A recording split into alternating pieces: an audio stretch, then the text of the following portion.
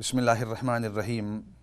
تو بریک سے پہلے حج کے فضائل آپ کے سامنے عرض کر رہا تھا کہ قرآن کریم کے اندر اللہ رب العزت نے حج کے فرضیت کا تذکرہ کیا ہے، اور نبی کریم صلی اللہ علیہ وسلم نے حج کرنے کے فضائل بتلائے ہیں، اور حج نہ کرنے کی وعید بھی towards the and of the first session عرض کی تھی۔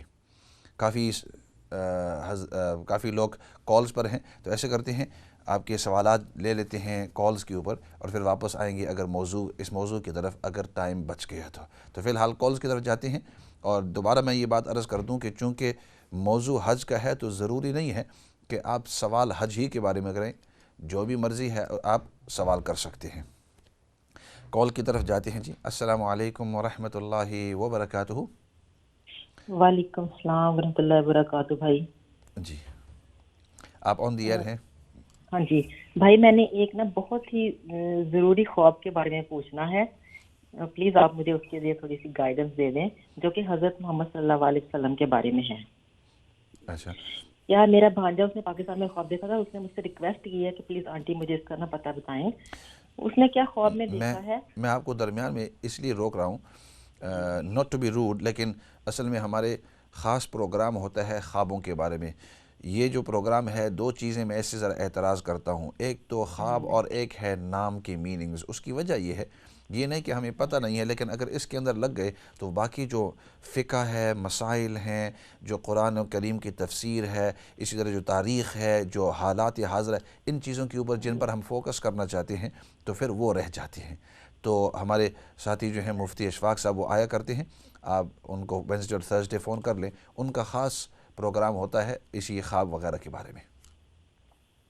اچھا جی، تو اگر آپ آئندہ وینسڈے اور تھرسڈے فون کر لیں تو انشاءاللہ اس کا آپ کو مکمل جواب مل جائے گا۔ اچھا، شکریہ بہت۔ موسٹ ویلکم جی، موسٹ ویلکم۔ اگلی کال کی طرف جاتے ہیں جی۔ السلام علیکم ورحمۃ اللہ وبرکاتہ۔ وعلیکم السلام ورحمۃ اللہ وبرکاتہ۔ مولانا صاحب، مجھے آپ سے دو کویشچن کرنے ہیں۔ ایک یہ ہے کہ جو ہم روزہ نہیں رکھ سکتے تو اس کا فدیہ کب تک ادا کر دینا چاہیے، اور دوسرا کویشچن یہ ہے کہ آج کل میری بہنیں بہت قبرستان جانے لگ گئی ہیں، تو آپ اس بارے میں ضرور روشنی ڈالیں، اور اپنے مرد حضرات کو بھی ذرا مسجدوں میں اس بارے میں بتائیں انہیں بھی۔ اوکے جی، السلام علیکم۔ وعلیکم السلام ورحمۃ اللہ وبرکاتہ۔ اگلی کال کی طرف جاتے ہیں جی۔ السلام علیکم ورحمۃ اللہ وبرکاتہ۔ وعلیکم السلام۔ جی آپ آن دی ایئر ہیں۔ Can I speak to you in English? Is that okay? That's perfectly fine. Of course you can speak in English.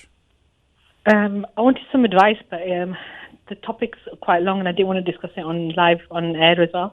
Is there any way that I can see you or speak to you over the phone privately and stuff? Okay. At the moment all the calls are on air so that everybody can hear them and people can hear the answers.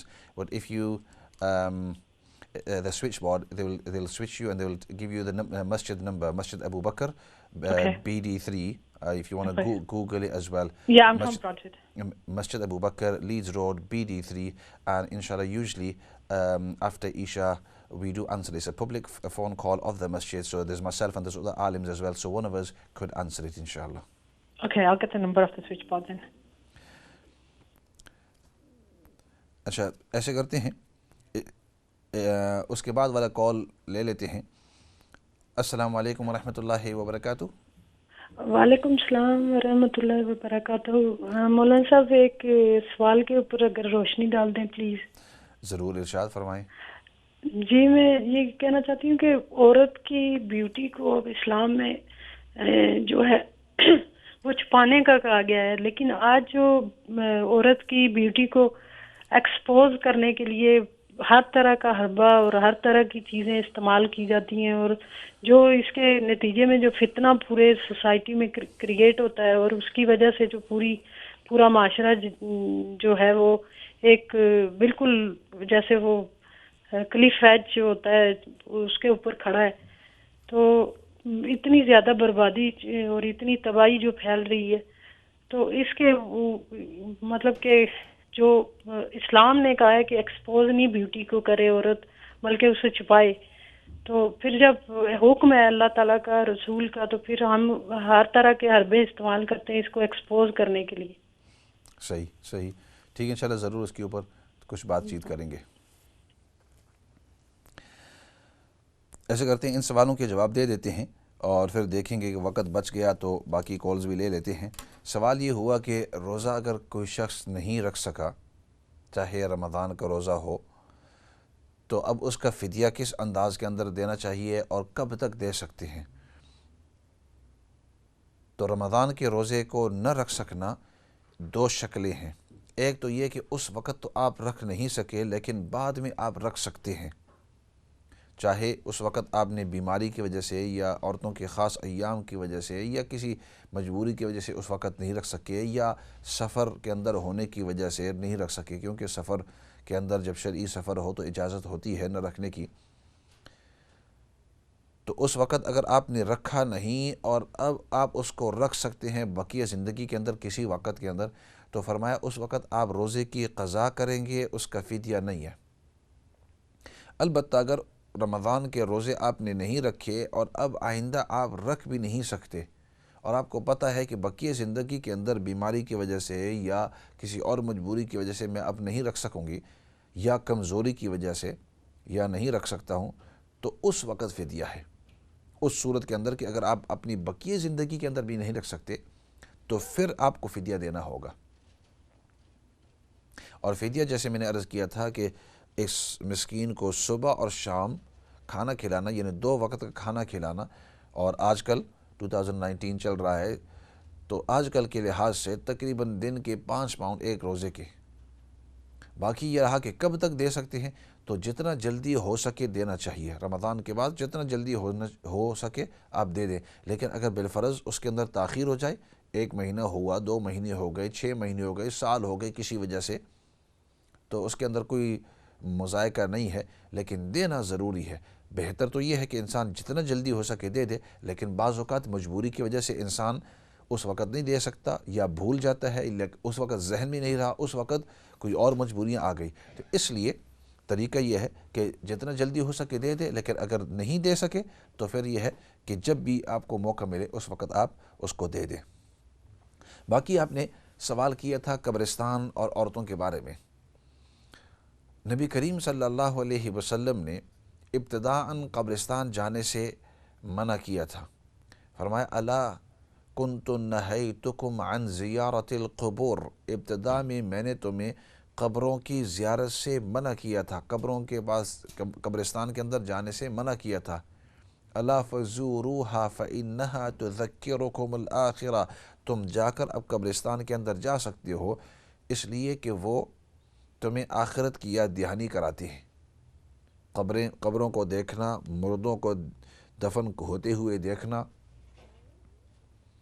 قبرستان کے اندر جا کر وقت گزارنا انسان کو یاد دہانی کراتا ہے، اس کے دل کے اندر یہ بات ڈال دیتا ہے کہ اس قبر کے اندر کسی نہ کسی موقع کے اوپر مجھے بھی پہنچنا ہے اور اس قبر کی میں نے کیا تیاری کی ہے.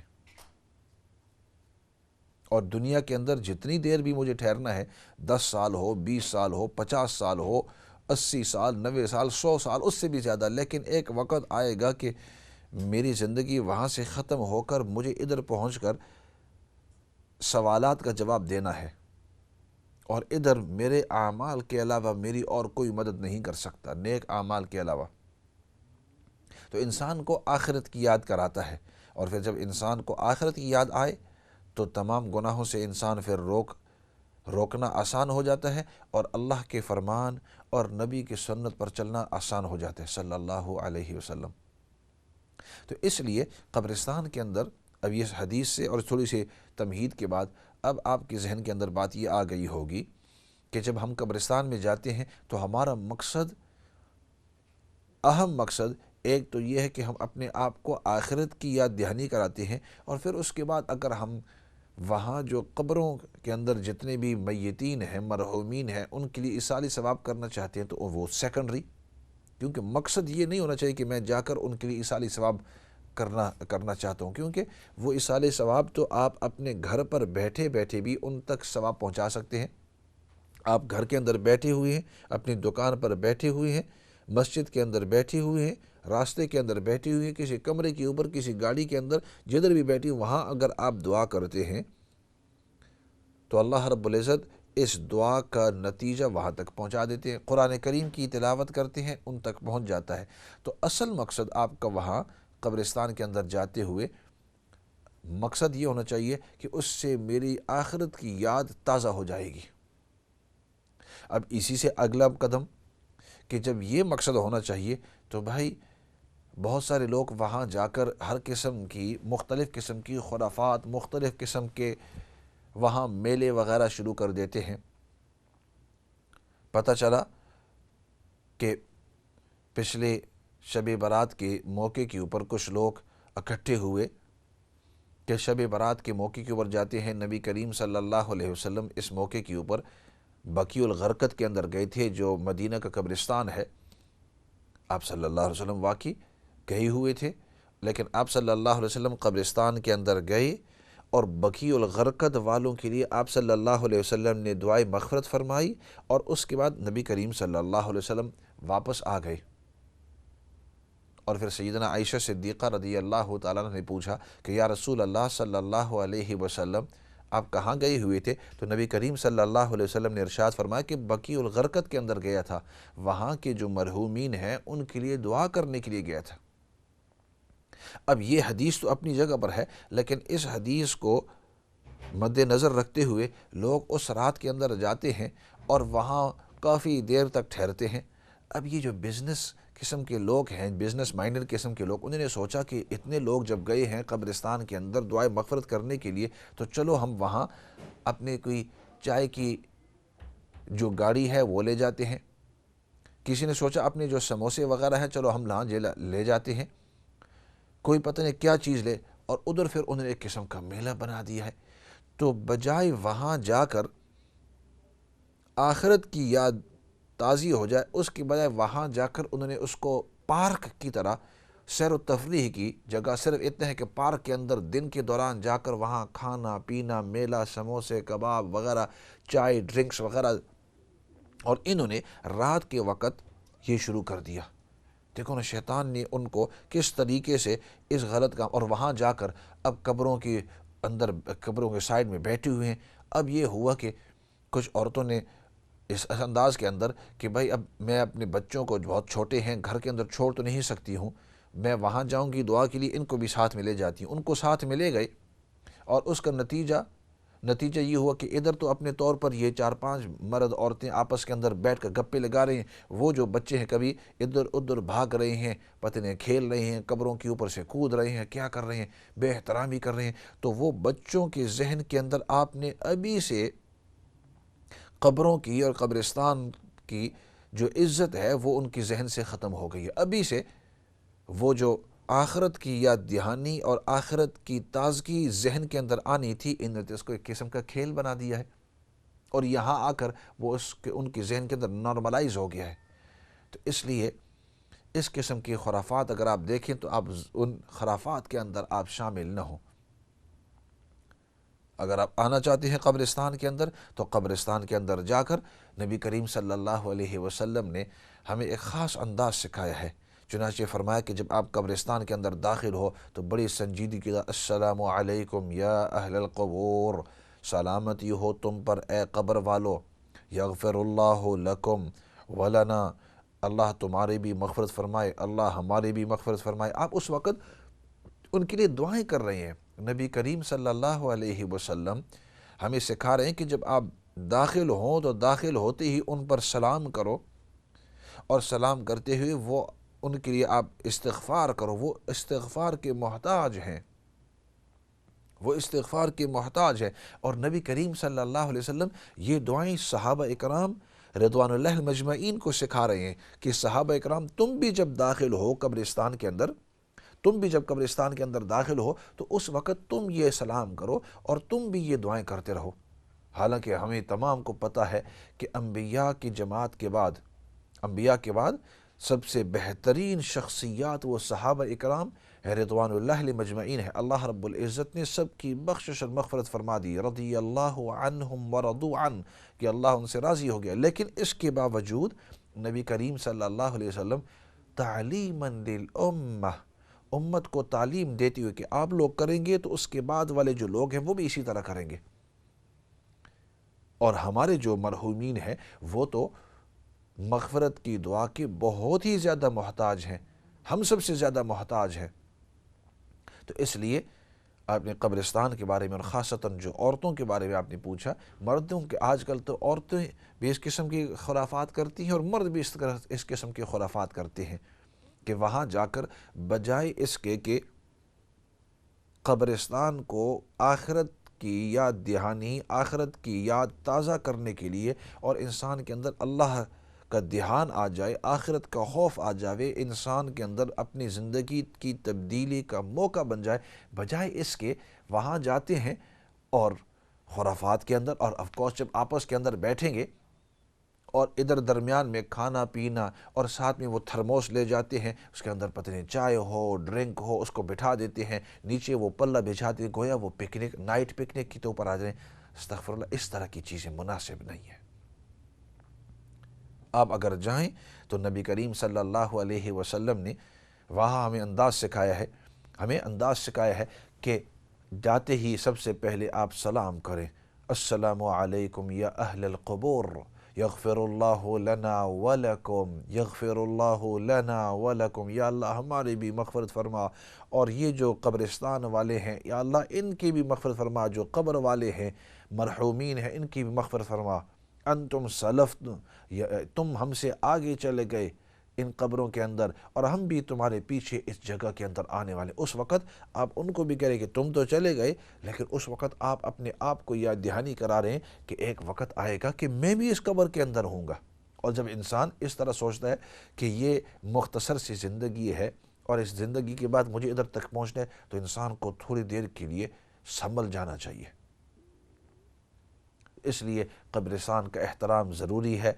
وہاں جا کر آپ ان کے لیے اصالہ ثواب بھی کر سکتے ہیں، قرآن کریم کی تلاوت بھی ان کے لیے کر سکتے ہیں، جو بھی نیک کام، لیکن کوشش کریں وہاں جا کر بجائے نیک اعمال کرنے کے ایسا نہ ہو کہ وہاں جا کر چند ساتھی اکٹھے ہو جائیں، چند لوگ اکٹھے ہو جائیں اور ایک دوسرے کی غیبت، آپ اس کی غیبت کرتے ہیں، کیونکہ آف کورس جب آپس میں بیٹھیں گے تو ہر قسم کی بات ہوتی ہے، اور آج کل پازیٹیو باتیں لوگ کم کرتے ہیں اور ایک دوسرے کی نیگیٹو باتیں ہیں وہ زیادہ کرتے ہیں۔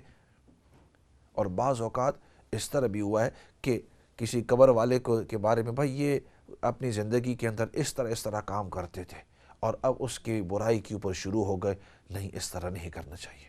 تو اگر آپ کسی کو دیکھیں کہ اس قسم کی انہوں نے قبرستان کے اندر مجلس بنائی ہوئی ہے اور اس کو ایک قسم کی سیر و تفریح گاہ بنائی ہوئی ہے اور آخرت کی یاد دہانی کے بجائے انہوں نے اس کو پارک جیسے بنایا ہوا ہے، تو اس وقت پیار محبت سے، عزت کے ساتھ، احترام کے ساتھ ان کے پاس جا کر کہ بھائی یا بہن یہ طریقہ نہیں ہے قبرستان کے اندر جانے کا۔ نبی نے ہمیں طریقہ بتلایا ہے صلی اللہ علیہ وسلم، ہم اس طریقے کے مطابق چلیں گے تو دنیا کے اندر بھی کامیابی، آخرت کے اندر بھی کامیابی، نہیں تو آخرت بھی ہماری خراب ہو جائے گی، دنیا بھی ہماری خراب ہو جائے گی۔ تو ایک تو خود تو آج کے میسج یہ سوال سے ہے، تو اور بہت سارے سوال اور کافی لوگ لائنوں پر بھی ہیں، لیکن سوچا کہ اس موقع کو میں غنیمت سمجھ کے اس کے اوپر تھوڑی سی یہ میسج پاس کر لوں۔ تو ایک تو خود بھی اس قسم کی خرافات جو ہے قبرستان کے اندر پلیز آپ نہ کریں، اپنے آپ کو گناہ کے اندر شامل نہ کریں۔ اور دوسرا کام یہ کریں کہ اگر آپ کسی کو دیکھیں کہ کوئی اس طرح کام کر رہا ہے، تو ایک مومن ہونے کی حیثیت سے نبی پاک صلی اللہ علیہ وسلم نے تمہیں ایک دوسری ذمہ داری دی ہے، بلغوا عنی ولو آیہ، میری طرف سے آگے لوگوں تک یہ میسج پہنچانا، اگرچہ ایک آیت کا بھی ہو، چھوٹا سا بھی مسئلہ ہو، اگر آپ کو پتہ ہے اور آپ کو پتہ ہے کہ یہ کام غلط ہے، ان کو کہو بھائی یا بہن یہ کام غلط ہے، یہ کام صحیح ہے، یہ جو کر رہے ہیں یہ ٹھیک ہے۔ تو آپ کی ذمہ داری بنتی ہے، اگر آپ نے کسی کو غلط کام کرتے ہوئے دیکھا اور آپ کی قدرت بھی ہوئی اس کو کہنے پر، اور کہنا تو بڑا آسان ہے، ہر آدمی اگلے کو کہہ سکتا ہے کہ یہ جو کام کر رہے ہیں یہ غلط ہے، اس میں تو کسی کو کوئی تکلیف نہیں ہے، پیار کے ساتھ کہو، محبت کے ساتھ کہو، ہمدردی کے ساتھ، because you care for them. You are asking them not to do wrong things because you care for them, for their dunya, for their آخرہ، اور ان کو کہو کہ اس قسم کے کام نہ کیا کرو، اس قسم کے کام کے اندر تمہارے لیے بھی گناہ ہے، جو اس کے اندر شامل ہوں گے ان کو گناہ ہے، اور اگر دوسرے لوگوں نے آپ کو اس طرح کرتے ہوئے دیکھا اور انہوں نے بھی اس طرح کا کام کیا تو ان کا بھی گناہ آپ کو ہوگا۔ من سن سنتا حسنتا فلہ اجرہا واجر من عامل بہا، جو شخص نیک عمل کرتا ہے اور نیک عمل کو چلاتا ہے تو ان نیک اعمال کا ثواب اس کو بھی ملے گا۔ ومن سن سنتا سیئتا فلہ وزرہا ووزر من عامل بہا، جو شخص کسی برے کام کو شروع کرتا ہے دوسرے لوگوں نے اس کی پیروی کی تو اپنا بھی گناہ ملے گا، اور دوسرے جو اس پر عمل کر رہے ہیں برا عمل ان کا بھی گناہ ملے گا۔ تو اس لیے آئی ہوپ یہ مسئلہ میں نے آپ کے سامنے کلیئر کر دیا ہے۔ ایسا کرتے ہیں ایک اور سوال لے لیتے ہیں، اور پھر ایک دو سوال لے لیتے ہیں اور پھر دیکھتے ہیں کہ اگر ان کے جواب کا وقت ہے۔ السلام علیکم ورحمۃ اللہ وبرکاتہ۔ وعلیکم السلام ورحمۃ اللہ وبرکاتہ۔ اللہ کی رحمت کا سایہ ہو آپ پر اور آپ کے اہل خانہ اور اقرا کی تمام ٹیم پر اور ان کے اہل خانہ پر۔ جزاک اللہ خیر بھائی زیغم صاحب، nice to hear from you. Like was, لیکن میرے ایک آج التجا لے کر آیا ہوں، اگر آپ پوری کر دیں تو بڑی مہربانی ہوگی آپ کی۔ ضرور۔ میرا ایک دوست تھا بچپن کا، وہ آج اس دنیا میں نہیں ہے، لیکن اس کا بچہ بیٹا جو ہے اپنا بھی بیٹا ہے وہ، لیکن وہ اس وقت زندگی اور موت کی لڑائی میں لڑ رہا ہے، اور وہ مومباسا کا رہنے والا ہے، لیکن وہ اس وقت زیر علاج ہے انڈیا میں، کہ آج انہوں نے پتا کیا کہ ان کو کوئی ٹیومر ہے، لیکن وہ کہتے کہ آپریشن کر کے انشاءاللہ تعالیٰ ٹھیک ہو سکتا ہے۔ تو بس دعا کرانی تھی اس کی صحت کے لیے اور اس کی لمبی عمر کے لیے۔ ضرور ضرور انشاءاللہ۔ اس کا نام ہے قاسم بکرانی۔ ٹھیک ہے انشاءاللہ جی، بہتر، پلیز ضرور۔ اس کی صحت اور لمبی عمر کے لیے دعا کریں۔ اللہ رب العزت ان کو بھی اور باقی جتنے بیمار ہیں اللہ رب العزت صحت کاملہ نصیب فرماوے، اور جتنے بھی بیمار ہیں اللہ رب العزت ان کی بیماری کا از جلد علاج فرما لے۔ جزاک اللہ خیر، اللہ آپ کو اپنے سامان میں رکھے۔ بہت بہت شکریہ جناب۔ جزاک اللہ خیر، موسٹ ویلکم۔ اگلی کال کی طرف جاتے ہیں جی۔ السلام علیکم ورحمۃ اللہ وبرکاتہ۔ وعلیکم السلام۔ آپ آن دی ایئر ہیں۔ ہیلو، السلام علیکم۔ وعلیکم السلام۔ میرا کوشچن یہ تھا، ماشاءاللہ آپ نے بڑا اچھا یہ قبرستان کے بارے میں سارا تفصیل سے بتایا۔ ایک تو میں نے یہ سوال کرنا تھا کہ جیسے آج کل تو قبرستان مطلب کوئی فوت ہو جاتا ہے تو اتنا ایکسپینسو ہے، قبر کا بھی پے کرنا اور ایوری تھنگ، سو جو لوگ مسلم قبرستان میں نہیں دفنا سکتے، اتنا ہی ان کی حیثیت نہیں ہے، تو کیا یہ ٹھیک ہے کہ وہ کسی بھی قبرستان میں مسلمان کو دفنا دیا جائے؟ اور دوسرا میں نے یہ پوچھنا تھا کہ میں جہاں رہتی ہوں اس کے پاس قبرستان ہے جو کہ گوروں کا قبرستان ہے، لیکن میں آتے جاتے جاب پہ آتے جاتے میں وہاں سے پاس ہوتی ہوں، تو میں سورۃ فاتحہ جو بھی میں پڑھ سکتی ہوں میں پڑھتی ہوں۔ تو کسی نے مجھے کہا کہ یہ مسلمانوں کا قبرستان نہیں ہے، لیکن میرا یہ تھا کہ ہو سکتا کوئی بھی مسلمان یہاں دفنایا گیا ہو سکتا کوئی بھی ہو، اس کے لیے دعا کرنا اچھا ہے، تو کیا یہ ٹھیک ہے؟ ٹھیک، بہت بہتر، بہت اچھا۔ آپ سنتے رہیں اور دیکھتے رہیں، اور انشاءاللہ ایسے کرتے ہیں مختصر اس کا جواب دے دیتے ہیں۔ آپ نے کہا کہ قبرستان اس کے اندر دفن کرنا بہت ایکسپینسو ہے مسلمانوں کے قبرستان کے اندر، تو آیا دوسری جگہ ہم دفن کر سکتے ہیں یا نہیں؟ تو مائی پرسنل ایکسپیرینس تو یہ ہے کہ مسلمانوں کے قبرستان کے اندر تو دفن کرنا اٹس مچ چیپر، کیونکہ وہ کاؤنسل فار مسجد ہوتی ہیں یا جو آرگنائزیشن ہوتی ہے انہوں نے خرید لیا ہوتا ہے ایز اے ہول لاٹ، اور پھر اس کو انہوں نے لیکن اس کے باوجود اگر بالفرض اگر غیر مسلم کا قبرستان ہے تو مجبوری کے تحت وہاں آپ دفن کر سکتے ہیں۔ اور باقی یہ رہا کہ ہم چلتے ہوئے یہ کہہ سکتے ہیں کہ میں یہ جو سورۃ فاتحہ پڑھتا ہوں اگر ادھر کوئی مسلمان ہے تو ان کے لیے یہ ثواب ہے، تو آپ اس طرح کر سکتے ہیں۔ وقت ختم ہو گیا ہے، ایسے کرتے ہیں مختصر سی دعا آخر میں کر لیتے ہیں۔